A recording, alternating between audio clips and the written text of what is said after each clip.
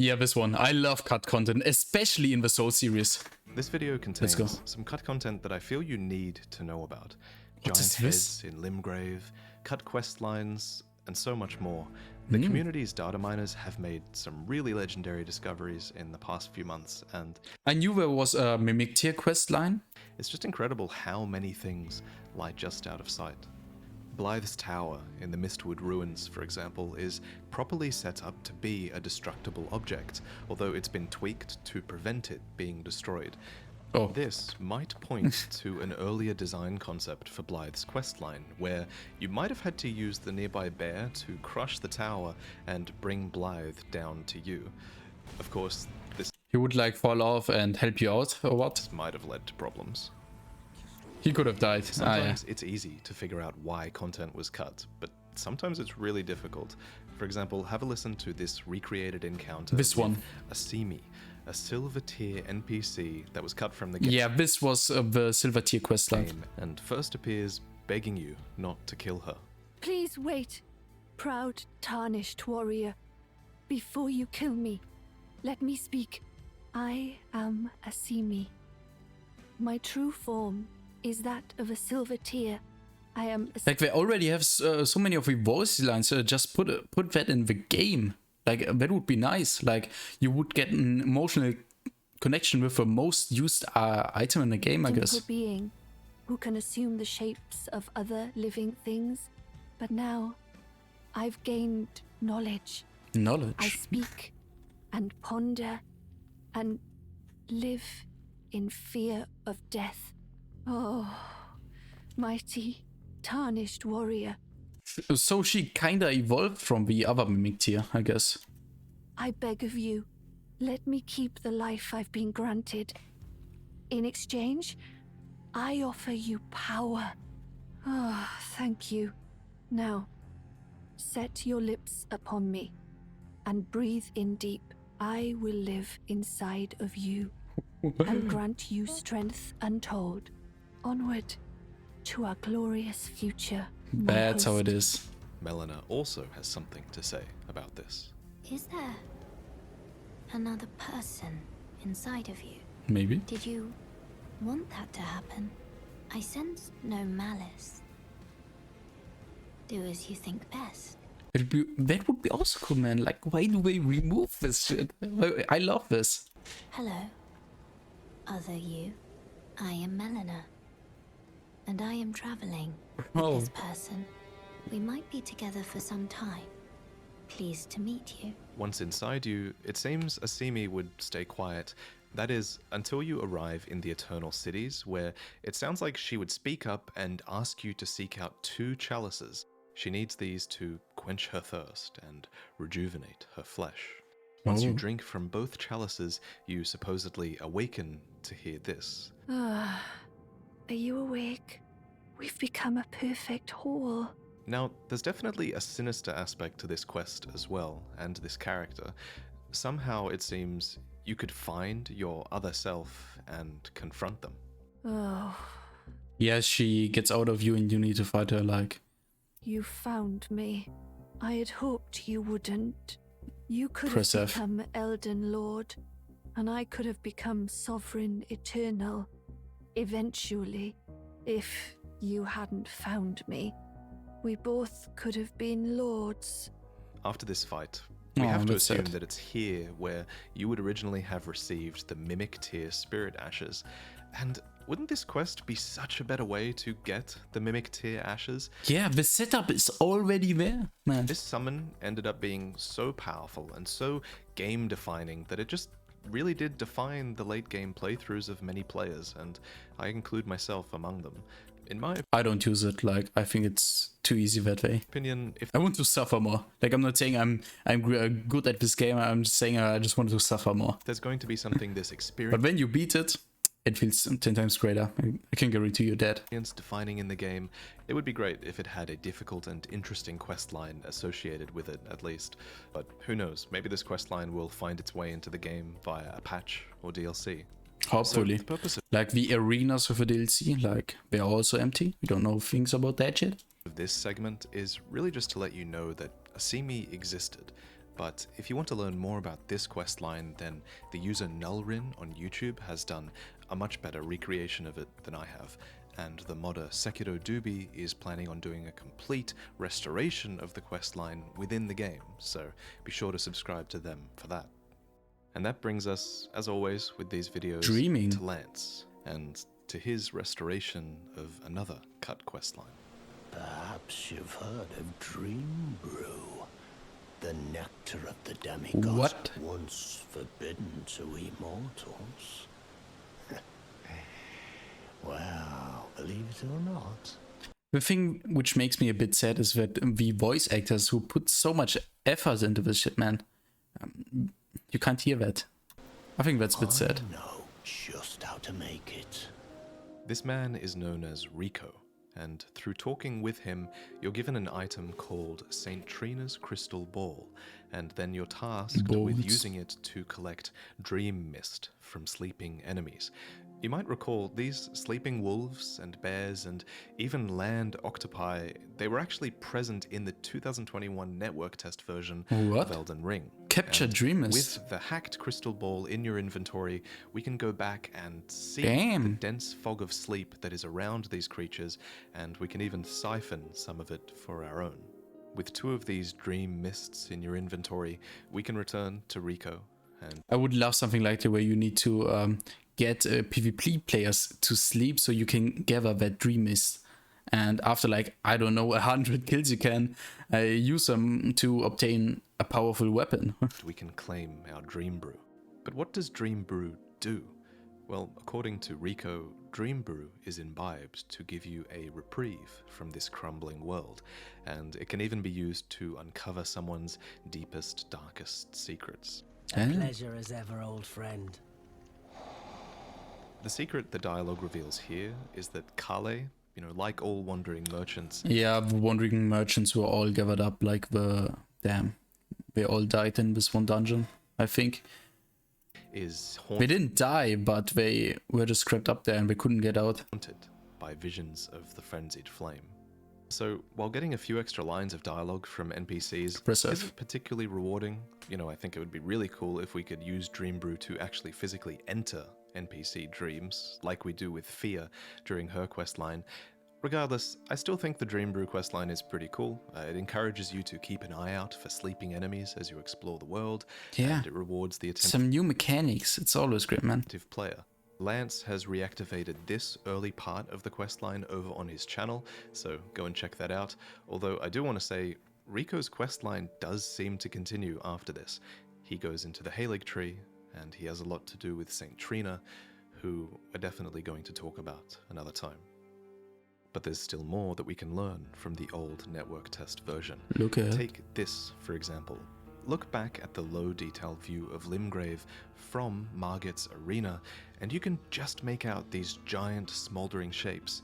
Here, Lance sends his free cam over, and he discovered these giant burning stone heads that are rendered in insanely high detail. Some of you might even remember seeing one of these heads in the earliest known I watched this one gameplay back in March of 2021. And we can only really speculate on what these heads represent. I hope in the DLC, I hope they add this shit in the DLC, like they form, they morph the environment. That would be insane. Like after you activate something, the entire open world gets changed, or some low level areas get like bumped up to extreme high level. I don't know, end game level. Yeah, that would be insane. I would love that, man. Some kind. So you and they could change up all the dungeons there. Like they could change so much. It's just the freedom of open world things, and yeah. And their closest kin seem to be the giants that you find in Caelid and the giants that you find in the mountaintops of the giants. But even these really humanoid giants, they're still a mystery. Who were they? Interestingly, in another piece of I think Radahn slayed them. That content, Radahn was at one point called the Giant Slayer. Yep. So that might help to explain why giants are dead in his region of Caelid at least. But these are still a mystery. They are so big, man. How many were there in the past? We don't know, man. We don't know. Clearly, A lot has changed since earlier versions of Elden Ring, especially when it comes to the in-game map.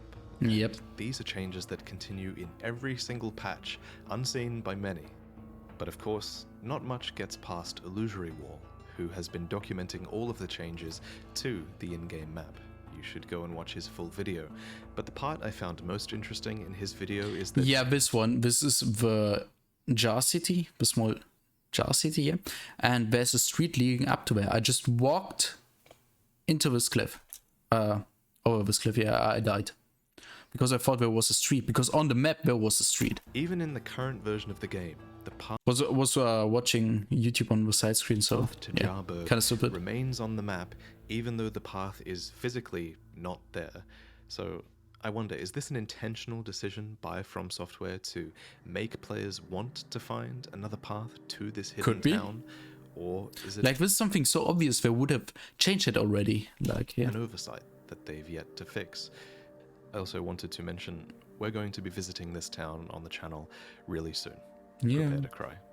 So, in my last video, we talked about Course. the lore of Radahn and how he originally learned gravitational magic in order to allow him to ride his scrawny horse. But Zully has data mined another little detail that makes his story hit just a little bit harder. She learned the name of his horse, and that name is Leonard. We know this because Radahn's AI is named Radahn and Leonard. Insane. It counts him This and postman. the horse together. Though we've also recently learned that they might not have always fought as one. The data suggests that at one point at least, it might have been planned for Leonard to act as a separate entity to Radahn. Perhaps you could knock Radahn off his horse or even kill Leonard, as terrible as that sounds. And man, if they let us kill Leonard, I feel like I'd be able to make one hell of a Prepare to Cry episode. Yep. Just It saying. would be so depressing, like, with heavy souls. For this Amen. next one, we have to go back. Way back to 2015, when early screenshots Oh, of Dark this- Souls 3's alpha version I were saw first this one. leaked. In this screenshot, we saw a concept with a sun leaking darkness, but next to that there was this giant abyssal snake creature. Damn. And then, when Dark Souls 3 finally released in 2016, data miners found the AI boss name Snake Soul in the files. And at this point, we speculated Damn, imagine fighting a world boss. Like, he is in multiple places because with such a ginormous snake where you need to fight find each and every single spot. And there could be like areas where you need to destroy that one weak point of its snake. And they could be guarded with endgame enemies. Like, so many possibilities, as always. that Snake Soul might Just give me more content, man. have I once need been it. the name of this giant abyssal creature. There were abyssal snake-like creatures in the Ringed City DLC, after all, and that served as even more proof when the DLC came out. But finally, with the release of Elden Ring, we finally have the final piece of the puzzle. So this is an ulcerated tree spirit, and its AI name reveals hate that those. it is indeed the long-lost Snake Soul.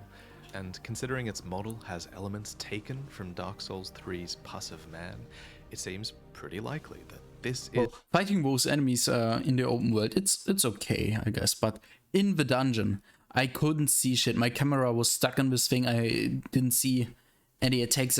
is the final concept Bad design, of a boss. creature I that hate we it. first looked at over 7 years ago. So for this next one, I want to talk about Godric, who was sadly left out of my last Demigods video, so let's give him Didn't some notice screen that. time. There's actually some of his cut dialogue that really speaks to his character a bit more. In this cut dialogue, he gives a speech, which almost sounds like a rallying cry or a poem that he's reciting for his followers. You would have heard a small part of this when he died, but this is how the full thing goes. One day we'll return together to our home, bathed in rays of gold. There is only one tree and only its branches that bathe in true rays of gold. Not the fool Omen King, Yeah. nor the rank malformed twins. Oh, we are the golden ones, the true and rightful heirs. Our land's grown old now, ashen and cold. But look up, the Ur tree glows. One day we'll return together to our home, bathed in rays of gold. Damn. Grace will surely guide us safe to our home, bathed in rays of gold. Special thanks to Sekiro Dubi, who provided the visuals for this cut dialogue. Similarly, Godfrey too has cut dialogue as well, and his sounds like it would have been given to the Tarnished before they even journeyed to the lands between. Have a listen. Elden Ring, oh Elden Ring. Bro, this is the trailer all over again. Shaper of life, arbiter of fate, lord of the very stars above, tarnished warrior, spurned by the grace of gold. Seek that which hath been lost to thee. Across the sea of fog to the lands between. Seek the Elden Ring. For this last secret, I want to talk about the Colosseums. So you might have noticed a few of these. This is, like, in my opinion, the most important thing. But I think in a DLC, they will include them. Scattered throughout If they don't do that, I would be pretty disappointed, man. the world. There's 3 in total, 1 in Leyndell, 1 in Limgrave, and 1 in Caelid. In the lore, it's here that ritual combat once took place, and these were trials held to honor the Erd Tree. However, it seems like this practice might have been more of a thing when Godfrey was around, and by the time of Radagon, this practice was said to have died out. Indeed, the doors to these Colosseum are closed, even to us. That said, it's still possible to get inside, but then YouTuber Sekiro Dubi has done even more than that, and they've restored a few more elements, giving us a hint at what the arena might once have been. In the arena itself, enemies named Gladiator Large and... Damn, imagine a boss rush mode. That would be insane. Like multiple challenges on YouTube and streamers trying to do this thing. No hit run, no death run. Old Lion of the arena fight in gladiatorial combat. Or a PvP arena we could watch the others fight, man. Like a bit more on the massive scale side, but it would be insane. Like 10 players. But before you get here, there's a location near the entrance called the reception desk. This makes me think that players might have once been able to open an interface here, you know, like you do in previous games before you enter the arena. But what the player might actually use these arenas for is still a mystery. Could they open up to us in upcoming DLC? If so, what would we do inside? Would we fight each other in PvP? That seems to be the most likely option. From Software do have a habit of adding PvP arenas in DLC, but this could also be a place, maybe, where you re-challenge bosses. Refighting bosses was a fantastic piece of DLC that they added to Sekiro, and it would be why shouldn't they add that? Like, super welcome in this game as well. But what do you think? Thank you for watching, and before you go, And I think there could be also a DLC about those ships. Like, we see so many wrecked ships around, like, was it Limgrave? Yeah, Limgrave. And there also could be some kind of underwater dungeon where it would be insane. Like, you could use a boat where... Damn. Like, not... I think using a boat would be a bad idea. Like, just getting there with a boat in a cutscene, maybe. It would be insane. I want to talk a little bit more about Audible, who kindly sponsored this video. Damn. If you go to audible.com/VaatiVidya Go support them. or text It's worth VaatiVidya it. to 500, then you can claim your free 30-day Audible trial and get full access to thousands and thousands of audiobooks, original entertainment series, and podcasts as well that are all included in the Plus catalog. Additionally, you'll get credit for 1 full audiobook when you sign up, completely free. And this month, I'm recommending that you download the audiobook for A Game of Thrones, which is obviously the first title in the now famous series by George R.R. Martin, who himself had a part in creating Elden Ring's story. Do it. Support him. He was a veteran of 100 rangings by now, and the endless dark wilderness that the Southerns call the Haunted Forest had no more terrors for Prologue. 33 hours or what? No. him. 20 minutes. Until 22 minutes. tonight. So I tend to use Audible when I'm doing chores or repetitive tasks. It kind of gives a bit more value and meaning to those moments of downtime. So remember, go to audible.com/VaatiVidya or text VaatiVidya to 500. That was it. I would really appreciate your support. Yeah. First of all, go subscribe to VaatiVidya. the best content for Souls in my opinion. Soul series in general. And yeah, that was actually it. Go subscribe and leave a like for me as well. And I see you next time. Wafer out.